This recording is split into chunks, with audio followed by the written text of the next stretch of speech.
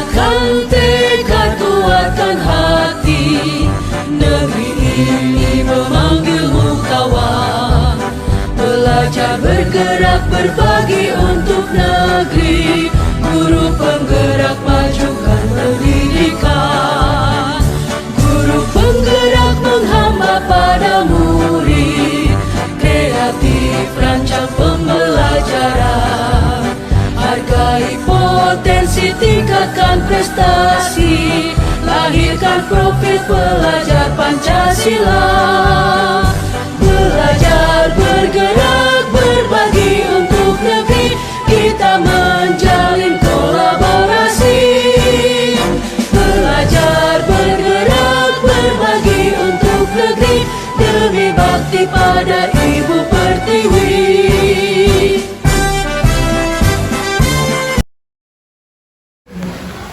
Assalamualaikum warahmatullahi wabarakatuh. Waalaikumsalam warahmatullahi wabarakatuh. Selamat siang Pak. Ya. Jadi saya dari calon penggerak angkatan 9 Kota Kendari. Jadi pada hari ini saya meminta kesempatan Bapak untuk saya wawancarai sedikit tentang tugas saya demonstrasi kontekstual di UU 3.1, yaitu dalam pengambilan keputusan berbasis nilai-nilai kebajikan sebagai seorang pemimpin. Bisa saya wawancarai hari ini Pak? Ya. Terima kasih Pak. Jadi saya ketahui bahwa Bapak ini sudah lama menjadi kepala sekolah. Jadi Bapak memiliki pengalaman yang real dan yang luar biasa. Ya, saya langsung saja ke pertanyaan saya. Yang pertama yaitu, selama ini bagaimana Bapak kepala sekolah mengidentifikasi kasus-kasus yang merupakan dilema etika atau bukan moral? Saya kira tentunya semua yang sesuai dengan aturan di sekolah maupun aturan sebagai warga masyarakat atau warga negara itu saja. Oke. Kemudian bagaimana Bapak menjalankan pengambilan keputusan di sekolah, terutama terhadap kasus-kasus di mana ada dua kepentingan yang benar-benar sama atau mengandung nilai kebajikan? Ya, kita harus duduk bersama, musyawarahkan dengan teman-teman guru supaya apa yang kita ambil keputusan itu keputusan bersama. Untuk selanjutnya dilaksanakan secara bersama-sama atau dengan penuh kesadaran sebagai suatu komitmen. Saya kira itu harus diambil keputusan secara bersama-sama melalui teman-teman guru. Kalau terkait langkah-langkah atau prosedur seperti apa yang Bapak lakukan? Prosedurnya itu tadi kan kita harus musyawarahkan dulu, kemudian kita lihat mana yang terbaik dari yang baik. Kita putuskan mana yang terbaik, itulah yang diambil. Kebijakan itu yang dilaksanakan oleh teman-teman. Kira itu prosedurnya. Kalau terkait tantangan dalam pengambilan keputusan pada kasus-kasus dilema etika? Saya kira itu suatu keputusan itu kan ada yang pro dan ada yang kontra. Ada yang betul, ada yang senang, ada yang tidak senang, terutama dalam pelaksanaannya itu di lapangan nanti. Jadi kita diperlukan konsensus. Katakanlah kalau bahasa agama istiqomah untuk menjalankan keputusan bersama. Saya kira itu yang utama, itu proses untuk melaksanakan hasil keputusan itu bersama-sama. Kalau terkait pendidikan moral dan dilema etika, pernah tidak Bapak alami di sekolah? Saya kira karena kita yang makhluk sosial, tentunya selama kita berinteraksi dengan teman-teman, pastilah ada namanya, ada yang pro, ada yang kontra. Tentunya seperti tadi yang saya sampaikan, kita harus musyawarahkan mana yang terbaik dari semua yang baik. Saya kira itu. Oke Pak, pertanyaan kedua dan terakhir, apakah Bapak kepala sekolah memiliki jadwal atau langsung menyelesaikan di tempat ketika terjadi kasus dilema etika? Harus segera, tidak menunggu. Artinya namanya respons cepat supaya tidak dilimpa, baik itu sebagai kepala sekolah maupun teman itu yang ada yang katakanlah yang dilema etika toh, supaya segera diluruskan kalau itu memang itu tidak tepat. Selanjutnya menjadi konsensus secara bersama-sama. Saya kira itu. Selanjutnya Pak, apakah ada seseorang atau faktor-faktor yang selama ini mempermudah Bapak kepala sekolah atau membantu Bapak kepala sekolah dalam pengambilan keputusan dari kasus-kasus dilema etika? saya kira itu tadi semua teman-teman loh. Teman-teman itu kan punya potensi masing-masing, usulan tentang itu dilema tadi. Itu saya dijadikan sebagai keputusan bersama. Untuk selanjutnya kita konsensus bahwa itu adalah keputusan bersama untuk dilaksanakan. Jadi yang bantu teman-teman, tidak bisa kita memutuskan sendiri. Harus begitu kan? Terakhir ini Pak, apa yang bisa Bapak ingin sampaikan dari kasus-kasus dilema etika? Saya kira kita sebagai terutama warga masyarakat tentu ada aturan etika, begitu juga sebagai legislatif abdi negara, ada kode etik, terutama dalam melaksanakan pekerjaan kita di sekolah. Ya, tentunya itu saja kita harus berdasarkan etika, baik itu dalam berteman maupun melaksanakan kerja di sekolah. Saya kira itu. Oke Pak, saya rasa semua pertanyaan saya sudah terjawabkan. Dan saya mengucapkan terima kasih banyak atas jawaban-jawaban dari Bapak yang kiranya nanti setelah saya menjadi seorang pemimpin, maka saya sudah mendapatkan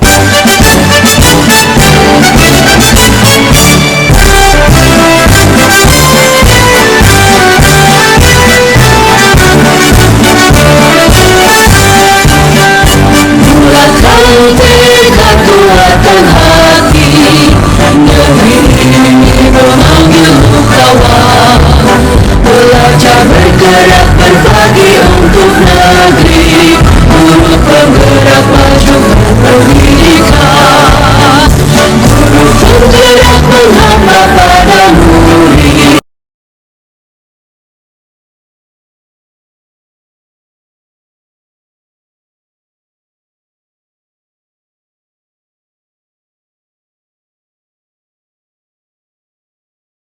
Jadi hari ini saya ingin mewawancari Bapak tentang kegiatan tugas saya sebagai kegiatan dari 9,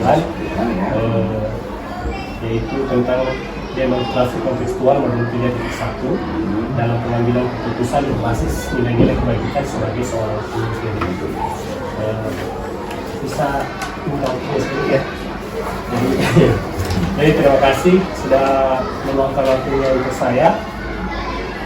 Jadi ada beberapa hal yang ingin saya tanyakan terkait tugas yang saya sampaikan tadi, dan juga sampai di kepala sekolah dan salah satunya yang tidak dalam Bapak. Jadi Pak KS, saya langsung saja. Ya, silakan. Jadi selama ini bagaimana Bapak KS dapat mengidentifikasi kasus-kasus yang merupakan dilema etika atau rujukan moral? Terima kasih teman-teman, terima kasih Pak Sul sudah memilih sekolah kami sejak waktu sendiri untuk menjalankan salah satu kegiatan yang ada di modul 3.1 terkait dengan kebijakan kami sebagai kepala sekolah. Pada kesempatan ini saya juga menyampaikan bahwa terkait dengan dilema etika hal tentunya memang ada beberapa kebijakan-kebijakan yang kemudian kita sebagai pimpinan harus bertindak. Di satu sisi mungkin tindakan itu mungkin secara etik mungkin melanggar, dan secara moral juga mungkin moralnya juga kita harus pertimbangkan matang. Terkait dengan dilema etika, selama ini alhamdulillah di sekolah ini terkait dengan aturan-aturan sekolah itu sudah kita terapkan. Salah satunya mungkin terkait dengan guru disiplin positif, yaitu masalah kehadiran. Alhamdulillah kita di sini guru-guru terkait dengan jam kerja kita sebagai SKN selama ini sudah kami jalankan sesuai dengan tupoksi yang sudah diberikan kepada kami. Seperti itu mungkin terkait dengan etika. Kemudian kalau terkait dengan moral, mungkin ini tindakan-tindakan kita pada saat melihat adanya sesuatu mungkin di satu sisi mungkin ini kurang baik, tetap bisa ada baiknya. Sebagai contoh mungkin ketika ada salah satu guru saya yang beberapa hari tidak mau mengajar, ya. Kalau secara etik itu semua sudah melanggar, ya. Karena yang namanya pegawai itu harus sering ke sekolah rajin, tetapi karena mungkin ada sesuatu yang mungkin tidak bisa ditinggalkan. Nah, di sini kemudian kami sebagai pimpinan itu harus melihat bahwa tindakan yang kita lakukan ini di satu sisi memang secara etik melanggar, tapi secara moral. Contohnya mungkin ada satunya guru keberatan saya masuk karena orang tuanya sakit. Ya seperti namanya kita pimpinan, kita berpikir kalau kita ikut aturan memang tidak boleh. Izinnya itu pegawai negeri itu paling tinggi 3 hari. Tetapi karena melihat bahwa guru saya ini orang tua sakit dan memang sakitnya itu sangat saya katakan parah, sehingga mau tidak mau harus dia dampingi. Apalagi memang dia satu-satunya anak yang bisa merawat orang tua. Jadi inilah kemudian tindakan saya sangat menolak. Saya memberikan dia keleluasan untuk merawat orang tuanya. Nanti kalau sudah sehat boleh masuk. Tetap dalam ini saya jadinya tetap kami proses tidak sama seperti itu.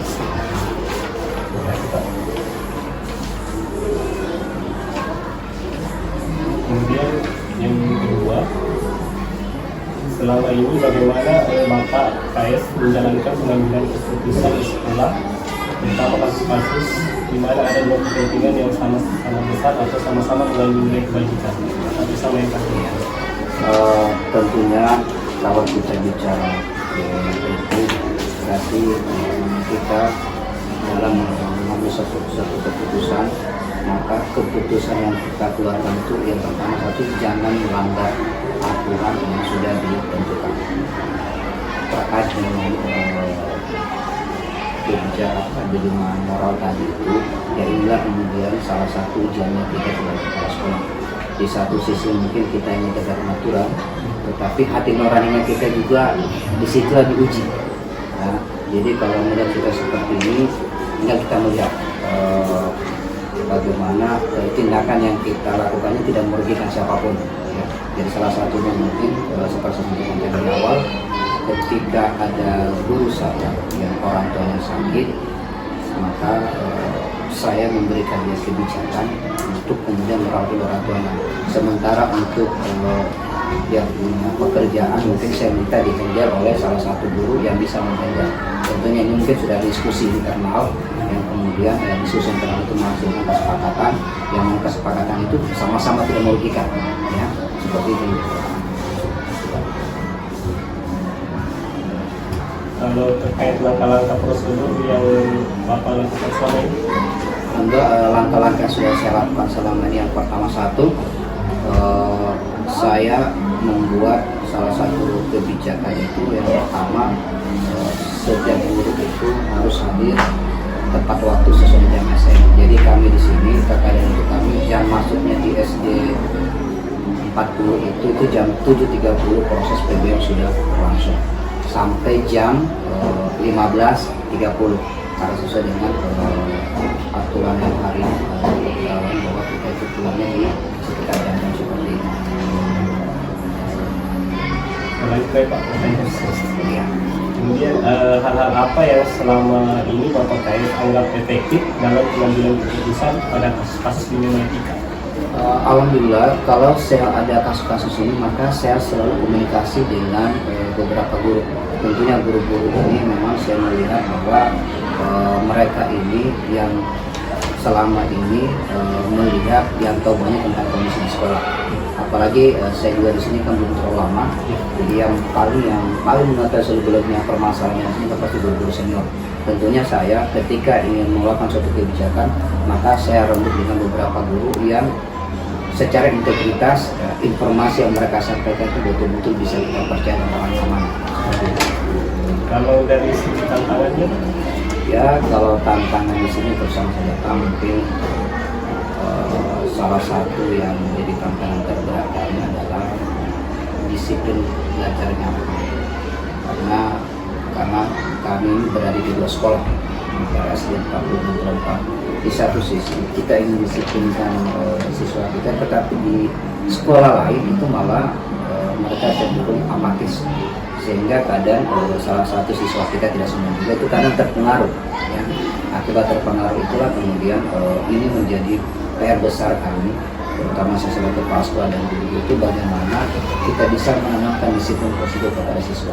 Karena memang yang paling berat itu memberi contoh, memberi contoh. Seperti itu Pak. Selanjutnya nih Pak ya, kemudian ketika Bapak mengalami kasus kriminalitika di sekolah, jelas saya ini seperti apa, apakah Bapak mengatur jadwal ataukah langsung menyelesaikan di tempat? Kalau terkait dengan dilematika itu karena yang terkait dengan aturan, maka kami rapatkan dengan dewan guru. Karena sekali lagi Bapak, maksud saya itu setiap mengambil keputusan selalu dengan cara musyawarah dengan dewan guru karena apa? Keputusan yang kita keluarkan secara musyawarah peluang kebaikan itu besar dibandingkan kita memutuskan sendiri. Karena memang suatu keputusan yang memang sifatnya kecuali mungkin yang sangat urgent sekali yang memang harus kepala sekolah yang tuntas, tapi sepanjang itu bisa kita selesaikan musyawarah, maka saya selalu berbantu diri karena saya itu mengutamakan musyawarah. Nah, saya berharap ini keputusan kita hasilkan itu bisa baik dari semua pihak, tidak ada dirugikan seperti itu. Dan selanjutnya Pak, menurut Bapak ini apa saja yang selama ini mempermudah atau membantu Bapak dalam mengambil keputusan dalam kasus-kasus ini? Alhamdulillah selama ini masalah di ST 40 bisa diselesaikan dengan baik karena memang dukungan dari guru-guru. Alhamdulillah dari guru-guru sendiri memang semuanya sangat keluarga, sehingga ketika ada masalah ini mereka ini guru-guru siap membantu. Mungkin sebagai contoh seperti tadi saya sampaikan dari awal, ketika ada guru saya yang tidak datang, jadi guru lain yang mengisikan kelasnya. Dan ini memang kebersamaan yang kemudian selalu kita bangun. Kita berharap dengan seperti ini proses PBM di dalam kelas itu bisa berjalan dengan baik. Seperti itu.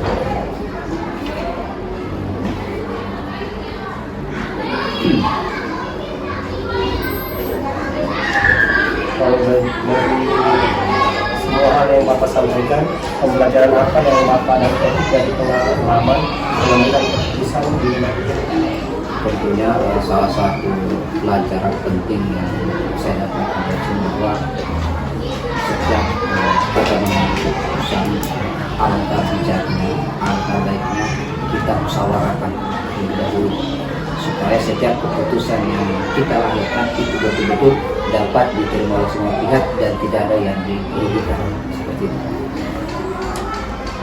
Kira cukup sekian dari saya, kiranya apa yang Bapak sampaikan tadi semua juga bisa menjadi pembelajaran untuk saya.